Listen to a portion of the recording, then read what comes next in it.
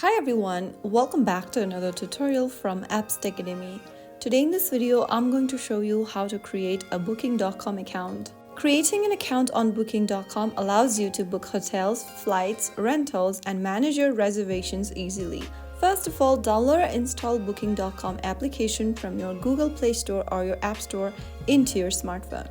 Once you are done, launch open the application and then you'll be welcomed with this page. From the first homepage of Booking.com, go to the bottom right corner and tap on Sign In. On the next page, tap on Sign In or Register at the top. To create a new account, you can go ahead and choose one of these sign-in options at the top, which can be Google, Apple, or Facebook. If you want to create a new account with email, tap on Continue with Email and follow through the prompts. If you've selected email, on the next page, you'll be asked to enter your email address you want to register Booking.com with, and once done, click Continue.